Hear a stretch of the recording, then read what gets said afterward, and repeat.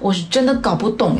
就是现在满大街的眉毛都那种又平又粗、颜色又黑的蜡笔小新眉，咱们就说这种眉毛它真的好看吗？它只会让你看起来又土又愣，还特别显胸。真的，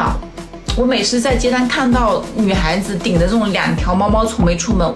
我都替她们着急。你想想啊，咱们亚洲女孩子五官本来就比较偏扁平，再来2条又粗又平的眉毛，你那张脸不就变成了一张大饼脸吗？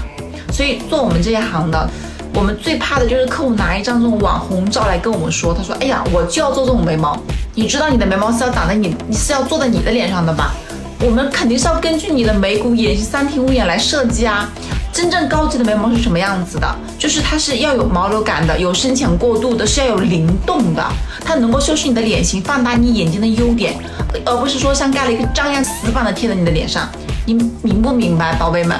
所以姐妹们，你们要快醒醒吧，不要再跟风做什么蜡笔小新眉了，找到适合自己的才是最高级的审美。